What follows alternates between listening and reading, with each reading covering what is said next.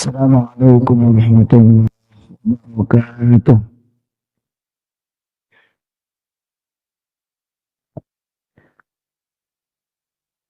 Alhamdulillah, nahmaduhu wa nasta'inuhu wa nastaghfiruh.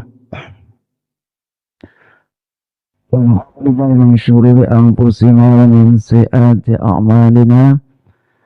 May yahdihillahu fala mudilla lahu wa may yudlil fala hadiya lahu.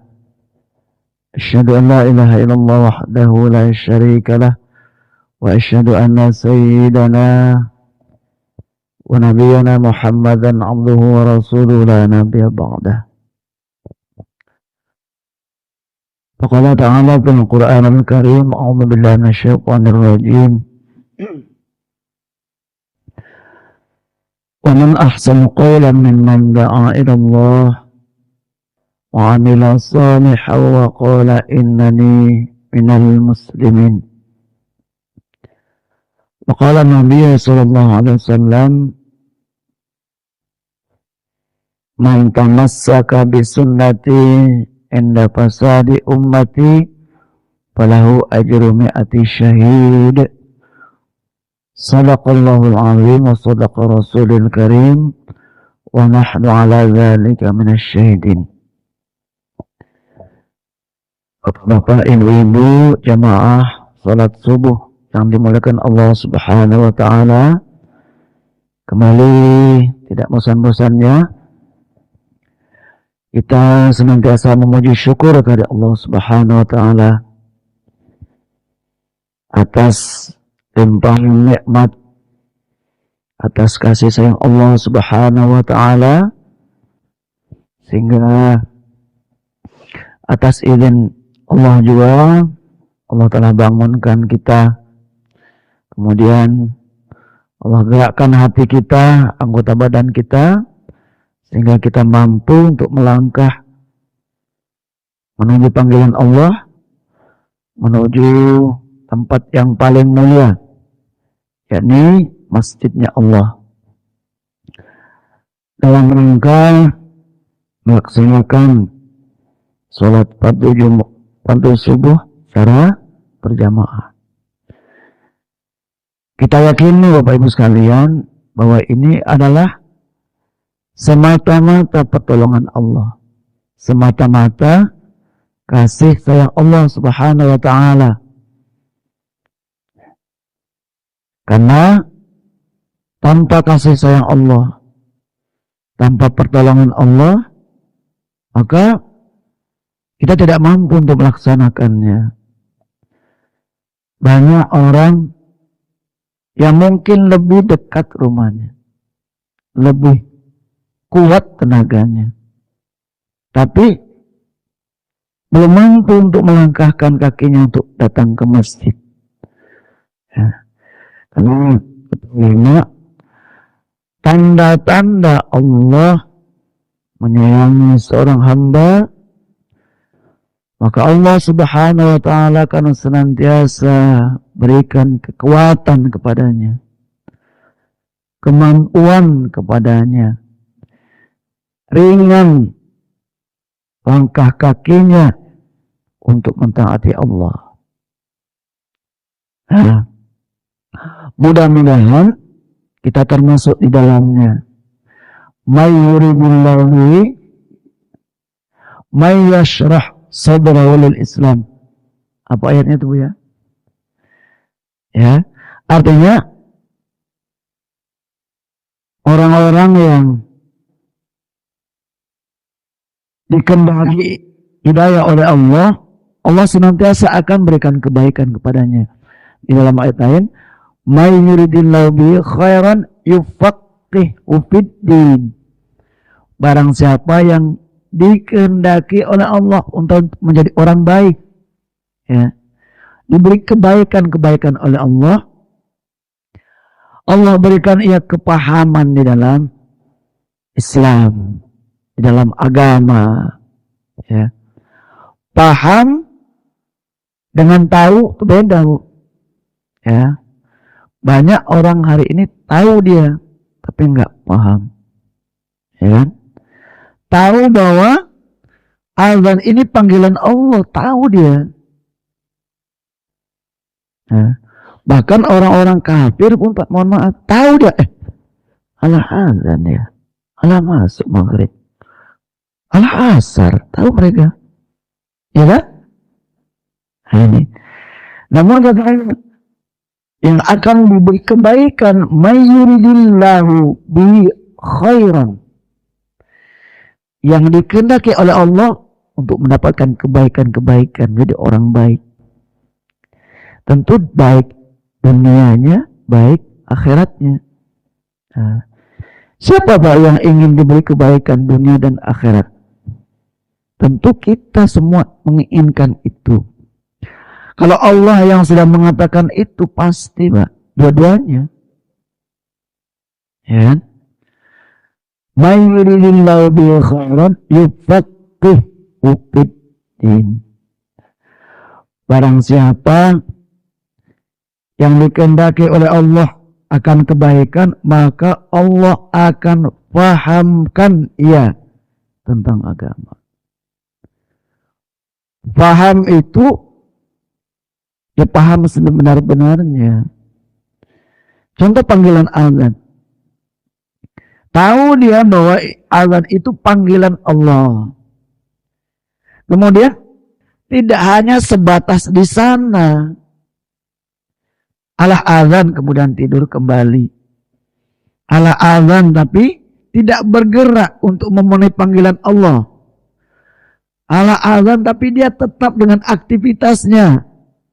Bahkan terkadang ditinggalkannya. Dia tahu ya. Ya kan? Tahu dia.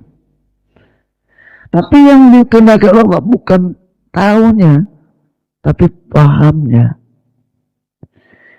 Ya. Maka ketika dia tahu ini panggilan Allah, dia berusaha untuk melaksanakannya. Ya, kita berusaha untuk menjadi orang yang Allah pahamkan tentang agama. Tidak hanya dalam hal sholat, dalam segala hal, setiap perintah Allah, setiap larangan Allah. Ya, tidak hanya sekedar untuk bahan pengetahuan saja, tapi bagaimana kita melaksanakan perintah Allah Subhanahu wa taala agar kita mendapatkan kebaikan-kebaikan di dalam agama. Karena kebaikan itu hanya ada di dalam agama. Ad-dinu nasihah. Agama itu adalah nasihat. Ya. Ya. Jadi kalau kita ingin baik, ingin benar, ingin selamat, caranya adalah ya, mengikuti aturan-aturan Allah Subhanahu wa taala. Ya. Maka ayat yang sering disampaikan ya, min amila salihan min dzakarin aw untha wa huwa mu'min falanuhyiyannahu hayatan thayyibah wa lanajziyannahum ajrahum bi ahsani ma kanu ya'malun. Barang siapa beriman, sempurna imannya, beramal soleh, ya kan, kemudian melakukan amal soleh, baik laki-laki maupun perempuan, apa janji Allah? Falanuhyiyannahu hayatan thayyibah. Pasti, ya, falanuhyiyannahu, ada lam taukid di situ, ada nun taukid lagi di situ. Nah, ini mestinya menjadi keyakinan yang kuat. Ya. Ingin hidup kita bahagia, ingin hidup kita tentram, ingin hidup kita tenang. Ya. Ingin hidup kita selamat dari azab Allah. Salah satu-satunya jalan, ya. Wa man amila sholiha, beramal soleh, amal yang benar, amal yang diperintahkan oleh Allah, amal yang sesuai dengan yang diajarkan oleh baginda Nabi sallallahu alaihi wasallam. Ini kunci di sini sebenarnya. Ya. Falanuhyiyannahu hayatan thayyibah. Maka kita berusaha sekalian dalam segala hal. Mulai daripada akidah kita, ya, muamalah kita, muasyarah kita, akhlak kita, ya, berusaha untuk benar. Kalau itu dah benar, Masya Allah, itu yang Allah, pasti akan aku berikan kepada mereka kehidupan yang baik, ya, ekonominya baik, keluarganya baik, anak-anaknya baik, ya kan? Apalagi, oh ini dia janji Allah. Maka berusaha semua perintah-perintah Allah itu, ya, kita berusaha untuk menyempurnakannya. Ya, makanya di dalam surah Al-Baqarah itu kan Allah ceritakan tentang Nabi Allah Ibrahim alaihissalam. Wa idh bantala Ibrahim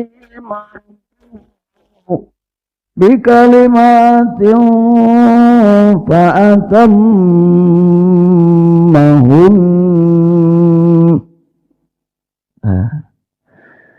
Ketika Nabi Allah Ibrahim diuji dengan perintah Allah, dengan ujian-ujian, apa yang Nabi Allah Ibrahim laksanakan, ya, tidak hanya sekedar dilaksanakan, tapi disempurnakan. Masya Allah, ya, disempurnakan. Maka ketika Nabi Allah Ibrahim berada di dalam kobaran api, ya, ada yang mengatakan selama 40 hari di dalam api, Pak. Begitu besarnya api, itu kalau ada sesuatu aja yang lewat di atas kobaran api itu pasti akan jatuh. Begitu panasnya. Tapi Nabi Allah Ibrahim justru di dalam kobaran api itu merasakan dingin, bardan, wasalaman. Coba bayangkan, ya kan? Kok bisa? Nah, ini bukan cerita dongeng, Bu, tapi cerita fakta. Karena Allah sendiri yang menceritakan kisah itu di dalam Al-Quran. Dan kita wajib untuk mempelajarinya, meyakininya. Kenapa kok api bisa tidak membakar? Bahkan dikatakan kata ulama, ketika Nabi Allah Ibrahim di dalam api, tali-tali yang mengikat Nabi Ibrahim itu putus, Pak. Putus. Akan tetapi bulu-bulu Roma ini yang berada di dalam tangan tubuh Nabi Ibrahim tidak terbakar sedikit pun, Pak. Bayangkan. Ya. Ya. Bahkan Allah sampaikan, kuni bardan, wahai api, dingin kamu, wasalaman, berikan keselamatan kepada Nabi Allah Ibrahim. Kok bisa? Ya. Karena apa? Karena yakinnya Nabi Allah Ibrahim, karena imannya Nabi Allah Ibrahim kepada Allah totalitas. Fa'atammahunna, sempurna. Sempurna. Inilah yang akan kita usahakan setiap harinya. Bagaimana kita betul-betul yakin kepada Allah. Kalimat la ilaha illallah, tiada yang berhak disembah melainkan Allah. La ma'buda illallah, tidak ada lagi yang berhak untuk disembah. Untuk diyakini sempurna totalitas. Ini yang akan kita usahakan, akan kita raih. Bagaimana kebesaran Allah itu wujud sempurna mungkin di dalam hati kita. Bagaimana iman kita sempurna di dalam hati kita. Karena sekalian, kalau hati kita, iman kita sudah yakin benar, kuat, kokoh, maka dengan modal iman inilah kita akan mampu mentaati perintah-perintah Allah. Ya, maka ditamsilkan begini, Bapak Ibu sekalian. Ini jadi ceramahnya tidak terarah, nggak apa-apa Ustaz ya. Karena ya, jadi begini. Iman itu ibarat ditamsilkan seperti air. Ya seperti air. Kok air Ustaz, gimana hubungannya? Ya. Maksudnya begini, kalau air itu sedikit, itu hanya sedikit yang bisa kita perbuat dengan air itu. Kalau air itu banyak, semakin banyak, semakin banyak, semakin banyak, banyak yang bisa kita perbuat. Kalau iman kita hanya satu gelas, apa yang kita bisa perbuat dengan satu gelas untuk cuci tangan? Kalau air satu ember, banyak yang kita bisa perbuat. Ya, air itu melimpah, apalagi Masya Allah. Kalau hari ini kita hanya mampu melaksanakan yang fardu-fardu saja, ya kan? Bahkan kadang yang sunnah kita berat untuk melakukannya. Bahkan kadang zikir habis sholat pun kadang nggak sempat. Coba dipertanyakan iman kita. Karena modalnya itu, Pak. Maunya kita habis sholat baru salam assalamualaikum warahmatullahi, udah terbayang mana-mana. Allahumma antas salam wa minkas salam. Dia enggak Allahumma lantas jalan, enggak ingat lagi. Ya kan? Maka kata ulama, memang sholat fardu itu sudah cukup tanpa pun sholat sunnah, sudah cukup. Nggak usah sunat-sunat, sudah cukup. Kalau sholat fardu kita benar, tidak ada kekurangan sedikit pun. Sekarang siapa yang bisa menjamin sholat fardu kita sudah benar? Wong sahabat Ali saja nggak lulus, ya kan? Siapa yang bisa menjamin coba? Bahwa sholat fardu yang kita lakukan dari awal sampai akhir itu benar diterima oleh Allah.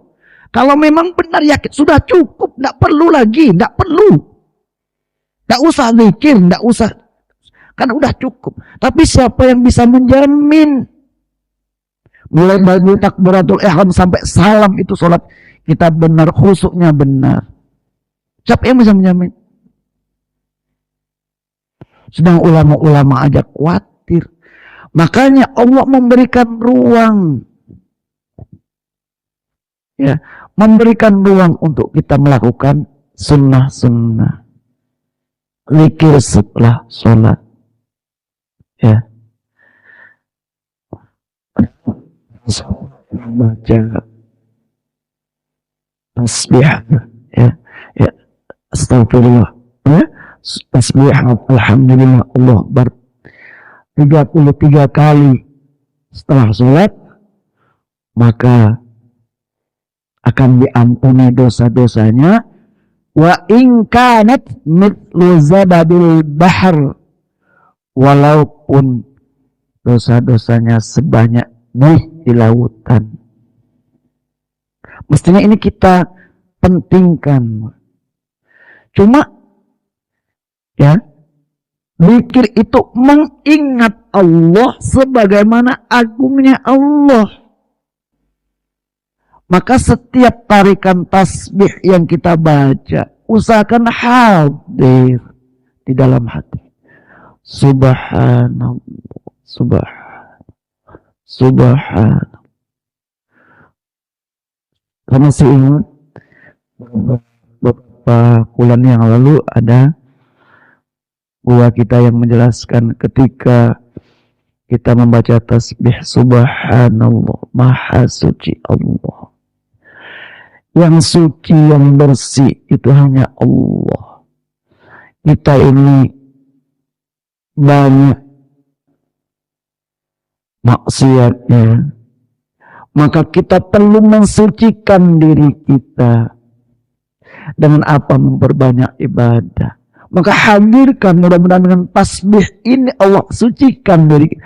Subhanallah, subhanallah. Maha suci engkau wahai Allah, maha suci engkau. Hadirkan, kadang kan cuma coba ini kadang saya perhatikan ininya enggak ada yang bergerak ini Pak. Apa artinya ini?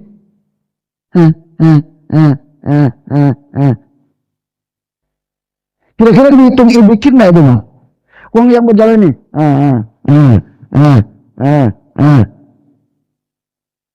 Coba. Ya kan? Maka mengingat Allah sebagaimana agungnya Allah.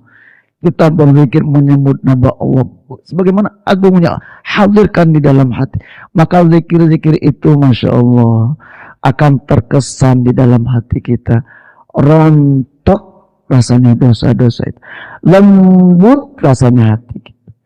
Maka setelah kita berzikir tanpa terasa menetes air mata, maha suci engkau ya Allah, hamba banyak khilafnya ya Allah, banyak dosanya ya Allah. Kalau dah itu, kalau sudah hati ini lembut, tentu dia akan berpengaruh kepada orang lain. Timbul mahabbah kepada saudara, ya kan? Di masjid kita ini, di masjid ini kita mendapat cahaya kelembutan hati. Nah, dari cahaya makrifat itu akan kita bawa kepada keluarga kita sehingga kita datang kepada keluarga dengan penuh kasih sayang. Masya Allah. Ini yang diharapkan orang-orang masjid, Pak. Karena kata Nabi, al-masajidu buyutullahi fil ardh. Masjid adalah rumah-rumahnya Allah yang ada di bumi. Tubi'u li ahli sama, yang mana cahaya masjid ini bisa menerangi penduduk langit. Dahsyat Pak, cahaya masjid ini Pak, ngeri Pak. Ini Nabi yang sampaikan. Tubi'u li ahli sama, cahaya masjid kita ini Pak, dahsyatnya itu bisa menerangi penduduk langit. Tubi'u li ahli sama, kama tubi'un nujumis sama li ahli al-ard, sebagaimana bintang-bintang di langit itu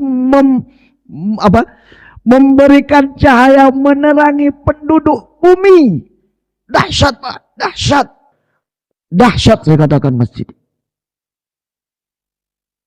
Cuma yang jadi pertanyaan bagi kita, kenapa begitu dahsyatnya cahaya langit ini kok tidak mampu menembus menerangi hatiku? Apa Nabi bohong? Tidak. Kesungguhan kita ketika dalam masjid, zikir kita, ibadah kita, terang hati ini, lembut hati ini, gampang hati ini menangis. Maka di dalam Al-Quran itu kan ada beberapa kalimat wailun, ya Pak ya. Pertama adalah lil musallin, alladzina hum an salatin sahun. Celakalah orang-orang yang sholatnya lalai. Sholatnya lalai. Sholatnya hanya sekedar kayak apa, kebiasaan saja. Ya. Maka kata ulama, ketika kita sholat, pada hakikatnya kita ini sedang berbisik-bisik kepada Allah, sedang munajat pada Allah. Maka orang yang bermunajat tidak boleh lalai sebenarnya. Ya, kalau lalai, ya ibarat orang yang ngigau, orang yang demam panas, ngigau dia. Jadi yang apa yang keluar dari lisannya itu dia sendiri nggak paham, nggak paham dia apa yang lo kecek, ya kan? Nggak paham dia apa-apa, sehingga nggak berpengaruh, nggak pengaruh. Kalau orang ngigau kan nggak berpengaruh, ya. Makanya sholat kita jangan seperti itu. Bagaimana sholat kita akan terkesan dalam diri kita, kita pahami apa yang kita baca, apa yang kita bisikkan kepada Allah, apa yang kita munajatkan kepada Allah, apa yang kita pinta, sehingga sholat seperti itu akan menimbulkan kesan, ya, akan berpengaruh. Karena inilah maksud dan tujuan sholat kita, tujuan yang Allah kehendaki di dalam sholat kita. Tidak hanya sekedar adat, tidak hanya sekedar melepas tanggung jawab, ya. Ini makanya kepribadian kita kan berusaha bagaimana kepribadian kita, keseharian kita di luar sholat, ya, itu menggambarkan, mencerminkan kepribadian kita di dalam sholat. Di dalam sholat itu ada ketaatan dan sebagainya, ya. Maka di dalam kitab Fadhul A'mal itu diceritakan, Nabi dilaporkan, wahai Nabi, ini gimana Nabi? Ini ada orang, ya kan? Dia sholat, tapi dia sebelum subuh, sebelum fajar, dia mencuri. Kata Nabi, sampaikan kepadanya, suruh ia memperbaiki sholat. Lama-lama sholat itu akan memperbaiki dirinya. Kita Pak, untuk merubah karakter kita itu sulit memang. Maka kemarin dengar kalimat yang agak lucu di bahasa Jawa. Bukan bahasa Jawa. Begini. Kalau watu, coba ya. Kalau watu batuk maksudnya, itu gampang obatnya, Pak. Obat batuk apa, Pak? Ya kan? Konidin. Apa lagi? Ya kan? Apa lagi? Apa lagi Pak Ado? Obat batuk apa tuh? Lupa saya. OPH. Kan? Kalau watuk itu gampang obatinya. Tapi kalau watak, ya Pak Guru. Kalau watak itu Masya Allah. Kalau watuk, kita batuk. Beli aja obat Pak Santi kalau ada. Insya Allah sembuh ya ke dokter. Tapi kalau watak, Allah buat. Ya, sulit Pak. Tapi kata perbaiki sholatnya, perbaiki sholat. Maka lama-lama sholat itu akan memperbaiki dirinya. Bayangkan dahsyatnya sholat. Maka terus kita perbaiki sholat kita, ya, mulai dari niat. Insya Allah akan baik. Saya kembali ke tadi. Ya, ini ceritanya. Sebelum minggu sepekan pagi, Bu ya. Ada Bu, lontong. Ya. Jadi iman itu ibarat air. Kalau air sedikit, ya bisanya paling untuk cuci tangan. Kalau hari ini kita hanya mampu baru melaksanakan yang fardu saja, coba. Ya, disitulah kekuatan iman kita.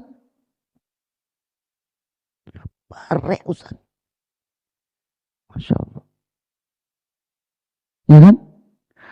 Kadang mohon maaf, fardu saja kadang tidak sempurna. Udah sholatnya di akhir-akhirkan. Ya kan? Kadang sholat asar udah mepet maghrib, maka ada istilah syarib. Asar mepet maghrib. Kan masih ada waktu saat. Bukan itu masalahnya, Pak. Memang masih ada waktu. Tapi ingat, waktu itu dibagi oleh ulama. Ada waktu-waktu yang utama. Inna sholata kanat alal mu'minina kitaban mauqut. Tepat waktu. Ini yang paling utama. Kalau yang di ujung-ujung itu sudah mendekat waktu tahrim, waktu yang diharamkan. Apalagi kita laksanakan itu dengan sengaja, kecuali dalam keadaan mungkin darurat, kita tertidur mungkin. Tapi kalau kita sengaja, ya, ini kita tanyakan, kalau saya, sholat saya, semaunya saya. Kita pertanyakan iman kita, Pak. Kalau udah seperti ini, mampu enggak nanti gimana nanti gitu? Saya mampu enggak menjawab pertanyaan Allah nanti di akhirat? Kalau iman yang seperti ini, Bu, kapan kita mau memperbaikinya? Ya, karena ketika nanti ditanya oleh Allah, man rabbuka.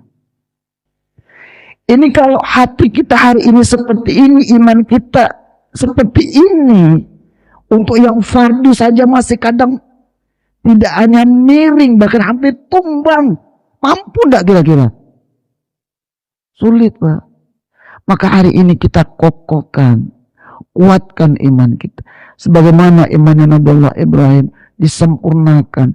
Maka kata ulama, ketika kita mampu menyempurnakan keimanan kita sebagaimana Nabi Allah Ibrahim, Allah akan berikan keberkahan, anugerah sebagaimana Allah berikan anugerah itu kepada Nabi Allah Ibrahim dan keluarganya. Ya. Apa yang Allah berikan kepada Nabi Allah Ibrahim? Wa Ibrahim khalila. Nabi Allah jadikan dia sebagai khalil, kekasih Allah. Ya, kekasih, Masya Allah. Orang yang dirindukan Allah. Ya kan? Kita ini kira-kira sudah belum? Syaratnya menyempurnakan ketaatan kepada Allah. Kemudian Allah jadikan keturunan Nabi Allah Ibrahim itu para nabi. Ya. Wa Ibrahim wa Ismail wa Ishaq. Ya. Keturunan Nabi Allah Ibrahim itu kan para nabi semua. Orang-orang soleh. Allah jaga.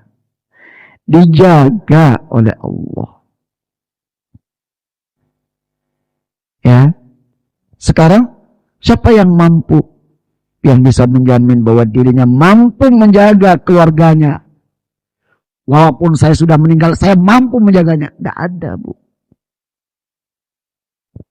Tapi kalau kita jaga agama Allah, Allah yang akan menjaga keluarga. Walaupun kita nanti sudah meninggal dunia, walaupun kita sudah berada di alam kubur, keluarga kita, harta kita akan dijaga oleh Allah. Ingin enggak?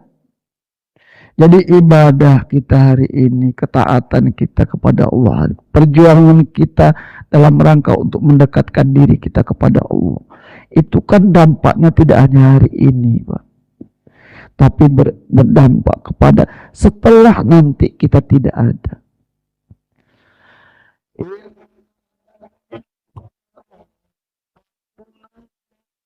ثم استقاموا تتنزل عليهم الملائكة ألا تخافوا ولا تحزنوا وأبشروا بالجنة التي كنتم توعدون نحن أولياؤكم في الحياة الدنيا وفي الآخرة ولكم فيها ما تشتهي أنفسكم ولكم فيها ما تدعون نزلا من غفور rahim. Orang-orang yang istiqomah, ya, istiqomah di dalam mentaati Allah Subhanahu wa taala dalam setiap kondisi dan situasi apapun, yang berusaha untuk istiqomah. Apa Allah katakan? Tatanazzalu alaihimul malaika, ketika nanti dia meninggal dunia, akan meninggal, Allah sampaikan dalam malaikat, ala takhafu, wahai hambaku, jangan khawatir, jangan takut, jangan khawatir dengan anak-anakmu, kata Allah. Jangan khawatir dengan keluargamu, kata Allah. Aku yang menjaganya, wahai hambaku. Aku yang menjaganya. Aku yang akan merawat. Aku yang akan memberikan ia rezeki.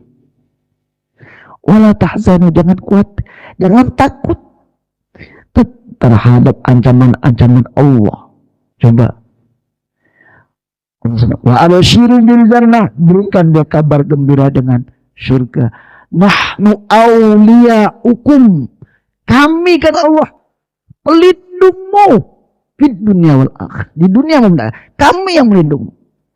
Ketika hari ini menjaga Allah, ihfazillah yahfazuka, ihfazillah tajidhu tujahadak, jaga Allah, maka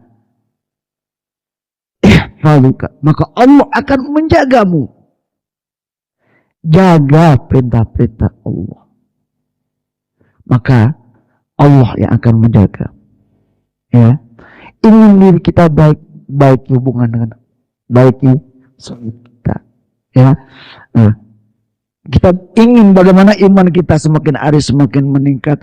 Buktinya apa? Kita mampu untuk melaksanakan perintah Allah dengan sebenar-benarnya. Tidak hanya yang fardu, yang sunnah. Ya, ketika kita sudah banyak mampu melakukan perintah-perintah Allah yang lain, ini merupakan barometer keimanan kita. Ya, ukuran setelah kita sholat fardu, kita sempatkan untuk berzikir. Kenapa kita berzikir? Kita istighfar karena kita yakin, Mbak, sholat kita tadi banyak salahnya, banyak khilafnya, banyak kurangnya. Setelah itu kita tutup dengan sholat rawatib, ya kan, sholat ba'diyah, qobliyah, ya. Nah, ditambah lagi nanti yang, dan begitulah sebetulnya, ya, sehingga, ya, ketika kita mampu itu, masya Allah, ini menjadi barometer, ya, dan itu kita jaga terus sampai nanti ajal menjemput kita. Jadi batasan istiqomah itu adalah sampai kematian kita.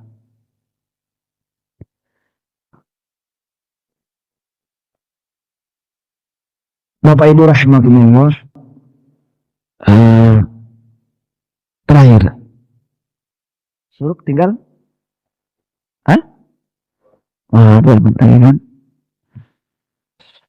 Suatu ketika baginda Nabi Sallallahu Alaihi Wasallam istilahkan di dalam hadis, di musim dingin, di Makkah sana. Ya, ini saya hanya membaca nih, kalau ya Pak Marwil sudah pernah ke sana dong. Yang, di waktu itu ya, mungkin sekarang beda dengan kondisinya. Di waktu itu, di dalam hadis itu, di musim dingin, daun-daun ranting pohon itu pada berguguran. Saking dinginnya mungkin ya. Beda di tempat kita kan. Tempat kita ini kalau musim panas, daun-daun pada rontok. Ya Pak ya? Saya lihat kalau musim panas itu Pak, kalau kita lewat jalan Sudirman ini, kadang saya lihat kasihan tukang sapu Pak ya. Baru disapu depan, ini udah rontok lagi, Masya Allah. Ya kan? Karena ya musim panas, rontok terus. Ya kan? Tapi kalau musim hujan, mereka agak nyaman karena sampahnya tidak banyak. Tapi kita juga berusaha, kita bagaimana kita menjaga kebersihan lingkungan kita. Ini program daripada Pak Wali Kota kan, bagaimana kita bisa menjaga kebersihan. Makanya kalau di kota itu kan ada aturan mainnya. Kalau buang sampah itu ada jam-jamnya, jangan lewat jam 7 ya. Karena mobil sampah itu mengangkat sampah itu di bawah jam 7 ya. Ditaruhnya sampah jam 8, kotor lagi, alah kemana petugas sih kok. Padahal aturannya sudah dibuat, sehingga sampah itu begitu terus, padahal aturannya sudah dibuat. Ya. Yang saya ceritakan, di musim dingin itu daun-daunan berguguran. Nah, ketika itu Nabi yang mulia baginda Nabi Shallallahu Alaihi Wasallam bersama dengan para sahabat, ya, ketika berada di bawah pohon, Nabi memegang satu ranting pohon. Kemudian Nabi menggoyang-goyangkannya. Ternyata Nabi sedang memberikan pelajaran. Maka Masya Allah, Bu, ya. Ternyata ilmu itu, Bu, tidak hanya kita dapatkan di majelis di masjid seperti ini. Sekali waktu ibu-ibu jalan-jalan, lihat alam ke sana. Kemana Bu ibu-ibu jalan-jalan kemarin? Ke Sungai Hijau kah kemana? Ternyata Masya Allah, di sana banyak ayat-ayat Allah untuk tadabbur. Jangan dikira itu tidak ada manfaatnya. Itu namanya rihlah, jalan-jalan. Ya kan Bu? Ya Bu? Ini sebentar lagi mau puasa kan? Sudah ada niat mau jalan-jalan. Ada kan?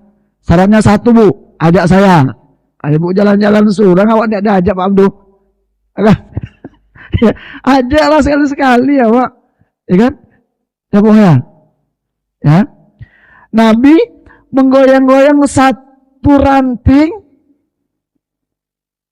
sehingga tidak tersisa satu daun pun yang berada di ranting itu. Nabi sedang memberikan pelajaran kepada sahabat. Kemudian Nabi nanya, wahai sahabat, saya lupa nama sahabat. Labbaik ya Rasulullah. Kenapa engkau tidak bertanya kepadaku, kenapa aku melakukan ini? Nabi mancing ini, ya, dipancing. Maka kadang kan ustadz kan dipancing. Gimana Bu? Paham ya? Paham? Paham. Apa yang paham? Tidak tahu. Ya, Nabi dipancing. Wahai sahabat, kenapa engkau tidak bertanya kepadaku, kenapa aku melakukan ini? Maksudnya kenapa saya menggoyang-goyang ranting ini? Kenapa engkau tidak tanya kepadaku? Baru sahabat nanya, wahai Nabi, kenapa engkau melakukan itu, wahai Nabi? Masya Allah. Nabi ini memberikan pelajaran dengan penuh kasih sayang. Ini kalau metode pendidikan, apa namanya nih Pak Dokter? Masya Allah, ya kan? Nah, Nabi mulai menjelaskan dengan penuh kasih. Wahai sahabat, beginilah gambaran orang-orang yang sholat dengan ikhlas. Orang salat dengan benar, dengan ikhlas, maka dosa-dosanya bergugur sebagaimana gugurnya daun-daun dari ranting, sehingga ada yang tidak tersisa sedikit pun. Sekarang sejauh mana keikhlasan sholat kita? Kalau sholat kita benar-benar karena Allah, begitulah gambaran. Nabi yang memberikan gambaran. Harus kita yakini. Maka kata ulama, ketika kita melakukan suatu ibadah, harus ada ihtisabnya, keyakinannya. Ketika kita sujud, itu dosa-dosa yang ada di kepala kita terlepas dari tubuh kita. Maka semua anggota sujud yang kita gunakan untuk bersujud itu besok bercahaya di hadapan Allah. Maka ketika kita sujud, betul-betul sujud, Subhana Rabbiyal A'la wa bihamdihi. Baca tasbih itu dengan benar. Yang subhan. Ya kan? Ketika kita ruku, tatap bumi itu, Bu. Yakinkan dalam hati, ya Allah, di bumi ini nanti aku akan dikuburkan. Di bumi ini jasadku nanti akan dikubur. Masya Allah, ibadah sholat. Belum lagi yang lain dan seterusnya. Ya. Ketika sholat kita sudah seperti itu, maka ibaratkan tadi, ya, akan berguguran dosa-dosa kita sebagaimana gugurnya daun-daun dari ranting pohon yang digoyang oleh baginda Nabi SAW, sehingga tidak satu pun dari daun-daun itu yang tersisa. Itu yang kita inginkan. Tentunya untuk bisa itu, ya, banyak hal yang harus kita perbuat. Perbaiki zahir dan batin sholat kita, mulai dari awal istinjanya, wudhunya, gerakan-gerakannya, kemudian apalagi bacaannya dan seterusnya, dan banyak doa, ya Allah, Allahumma a'inni ala zikrika wa syukrika wa husni ibadat. Ya Allah, beri saya kekuatan, kemampuan untuk bisa memperbaiki ibadah saya kepadamu, ya Allah. Karena inilah yang akan kita bawa ketika kita nanti menghadap Allah Subhanahu wa ta'ala, ya. Maka sekalian, mungkin inilah yang bisa saya sampaikan. Sekali lagi mohon maaf kalau ada penyampaian yang kurang berkenan, ya, karena mestinya guru kita yang akan menyampaikan materi pada subuh hari ini, namun kita harus berhusnuzon, berbaik sangka, ya, karena mungkin bisa jadi beliau berhalangan dan lain sebagainya, ya. Mudah-mudahan apa yang kita sampaikan, apa yang kita dengar hari ini, Allah berikan kita kepahaman, menjadi ilmu yang manfaat, khususnya buat diri saya dan jamaah sekalian. Subhanallahumma bihamdika, asyhadu an la ilaha illa anta, astaghfiruka wa atubu ilaik. Assalamualaikum warahmatullahi wabarakatuh.